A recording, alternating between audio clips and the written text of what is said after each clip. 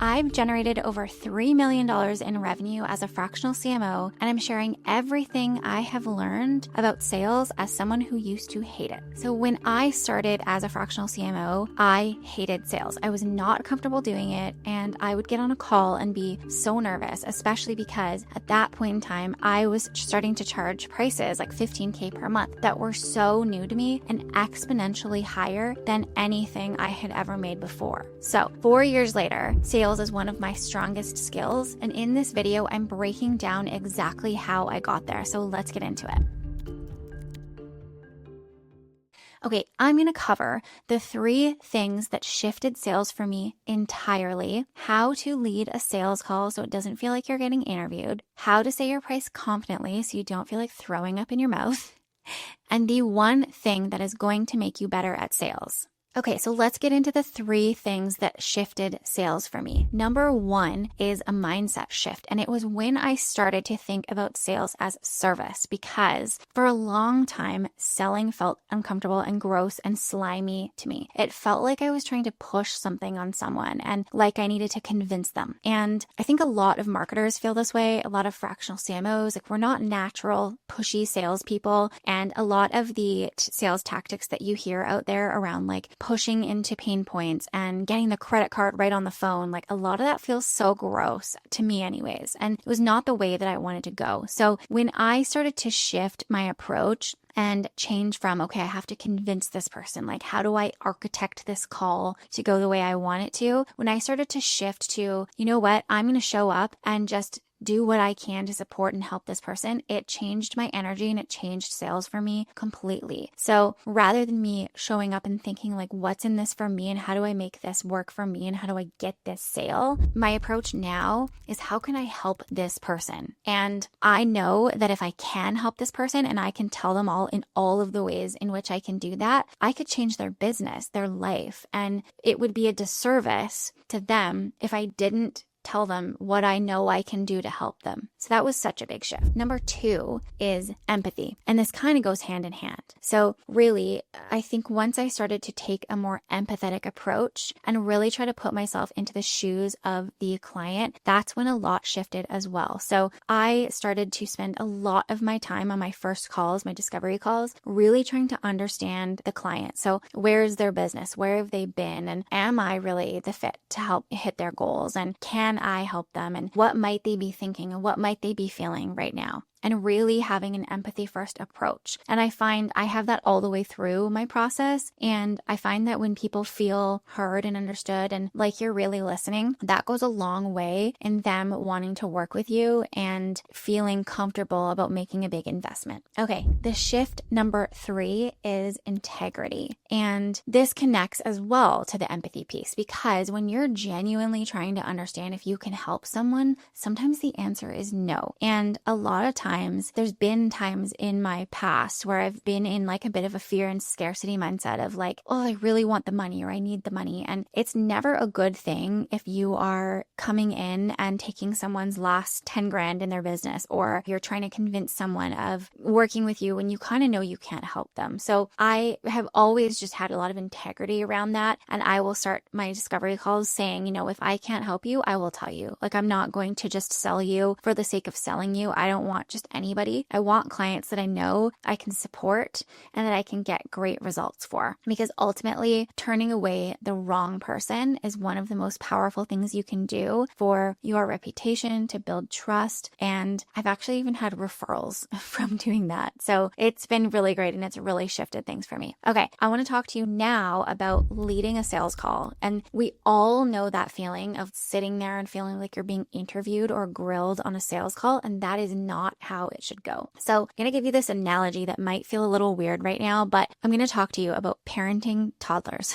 and toddler meltdowns. And often what happens when toddlers are having meltdowns is they are coming from a place of fear. And it's because sometimes there's inconsistency, or they're looking around thinking like, who's in charge here? You said that I couldn't have a popsicle, but now you're giving me a popsicle. So like, I don't feel safe because it doesn't feel like anyone's really leading here. So I'm going to start acting acting out. Clients are the same, and I'll show you why in a second here. So what happens is when we're on a sales call, there's this natural dance of who is leading here. And what will happen is if we don't jump into the sales call right away in a leadership position, the client will do that. So to make this tangible, I'm going to walk you through an example here. So when I get on a sales call, I want to make sure I'm not spending too much time on the small talk, like where are you from and the weather in the summer and all these things, right? We want to make sure we're jumping right in and setting the context for what this call is going to be. So I might say something like, hey, John, it's so nice to meet you. I'm really excited to connect with you today. I took a look at the survey you filled out for me. Thank you for doing that. Today's call is going to be pretty casual. I have some questions for you based on the information that you submitted, and I just really want to understand where your business is at, what's going on for you. And if I think I can help you, then what we will do is we will set up some time at the end of this call to do another meeting so I can walk you through what that looks like. How does that sound? So when you do that, you're setting expectations for what is this call going to look like. And you're also taking the reins and saying, I'm driving here. Now, your client is going to do a lot, if not all of the talking on this call, but that's what you want. You still want to lead. So if they're going down a rabbit hole that you just don't need to know right now, you can jump in and say, hey, that's great, but actually I have a question and that made me think of something. And what about this? And you still want to make sure you're steering and having the reins on the sales call. That's how you avoid those situations of like, hey, Jess, I'm so excited. And can you just tell me all about you and what you guys do and your services? That puts you kind of on your back foot because then you're in a place of like, well, this isn't like really how I do it. And then you get into positions of, well, what does that cost? And you're kind of being put into a position where you're selling something without knowing what the client needs or even if they're a fit. So that is how I will do leading on a sales call. All right, we're going to talk about